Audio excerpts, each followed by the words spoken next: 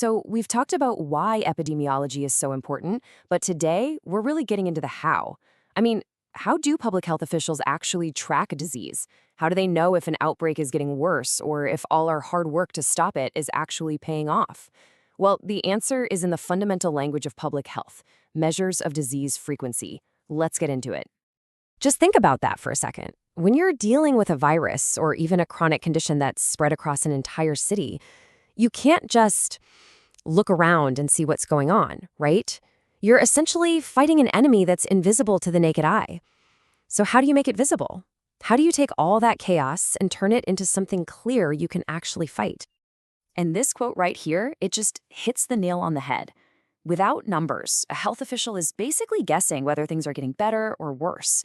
Epidemiology is the tool that transforms those gut feelings, those anxieties, into hard evidence we can actually act on. It really is all about counting, comparing, and most importantly, understanding. All right, so here's our game plan. We're going to start with the why, then cover the basic building blocks and the tools of the trade. And then, and this is the fun part, we'll get to the core idea, the huge difference between a movie and a photograph when you're looking at disease. Finally, we'll see how all this data leads to real-world decisions and how you can avoid some common mistakes when you see these numbers out in the wild. Okay, so let's tackle that big question first. Why do we even go to all this trouble? Picture this. You're a health official, and a dengue fever outbreak is hitting your city. You've got reports flying in from clinics, people are worried. What do you absolutely need to know to make the right call? Well, you need to know if you're at the very beginning of a massive epidemic. You've got to know if that mosquito control program you just poured money into is actually working.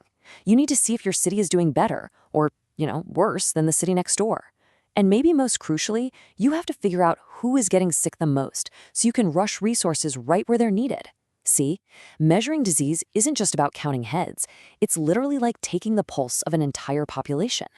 Now, I know this might sound like it's about to get really complicated with a lot of math, but here's the secret. Every single measure we're going to talk about today is built from just 3 super simple core components. Once you really get these 3, I promise everything else just clicks into place. So here they are, the 3 key ingredients. First, you've got the numerator.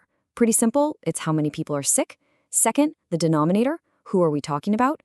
This is the population that could potentially get sick. And third, time. What's the time frame we're looking at? A day? A month? A year? Every formula we'll look at is just a different recipe using these same 3 ingredients. That's it. All right, so with those building blocks in our back pocket, let's open up the toolkit and look at the main instruments epidemiologists use to actually measure disease. And don't worry, we'll start with the basics. First up is a ratio. This is probably the simplest tool we have. It just compares 2 separate numbers.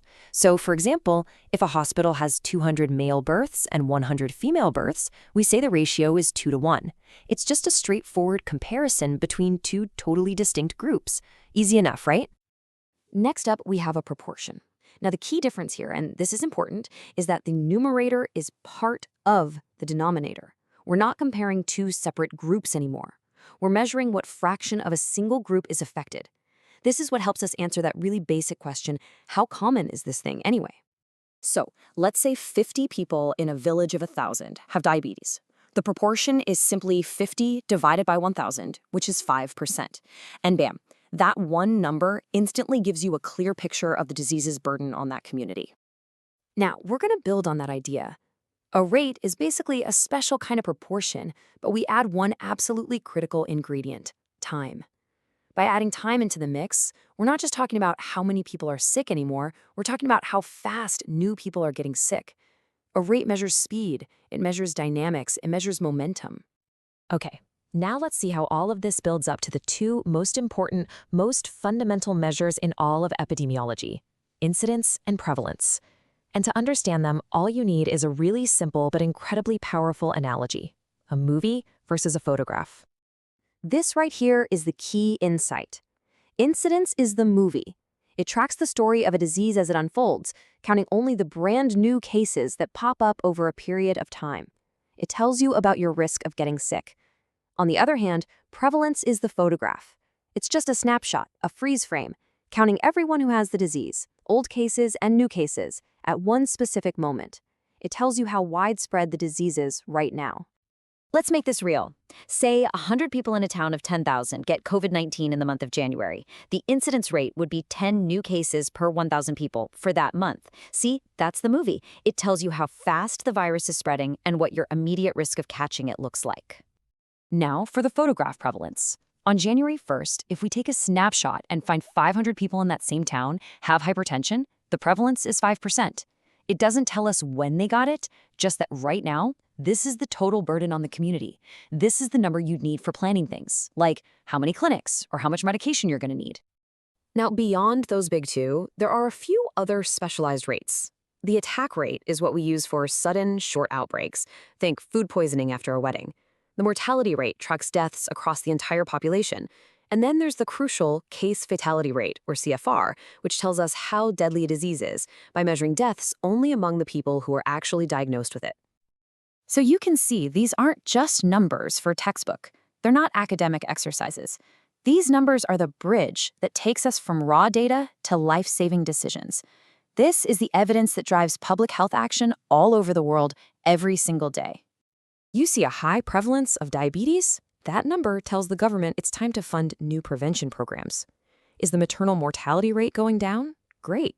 That's hard evidence that investments in better obstetric care are working. And think about the COVID-19 pandemic. These rates were exactly how we were able to compare how different countries were handling the crisis. These numbers literally save lives. But, and this is a big but, to use these numbers the right way, you also have to know how to read them critically. It's actually pretty easy to misunderstand the data if you're not aware of a few common traps. First, just remember that prevalence is almost always going to be higher for long-term chronic diseases. Second, if you see a sudden jump in incidence, it might not mean the disease is spreading faster. It could just mean we got better at screening for it. Third, always check that the denominator only includes people who are actually at risk. You wouldn't include men when calculating a pregnancy rate. And finally, a rate means nothing without its time frame. Is it per day, per month, or per year? You have to ask. So here it is, your cheat sheet. We start with simple ratios and proportions. We add time to get a rate, which tells us about speed. From there, we can watch the movie of new cases with incidence to understand risk, or take that snapshot of all cases with prevalence to see the total burden. Every tool answers a different, absolutely vital question. When it comes right down to it, that's what this is all about. These measures, ratios, rates, incidence, prevalence, there's so much more than just formulas on a page. In epidemiology, these numbers tell the very human stories of our communities. Stories of health, stories of struggle, and stories of survival. So now that you've got the toolkit, I want to leave you with this question. The next time you see health statistics about your town or your country, what are they really telling you? Are you looking at the movie, or are you looking at a photograph? What is the story that the data in your community is trying to tell? Thanks for joining me.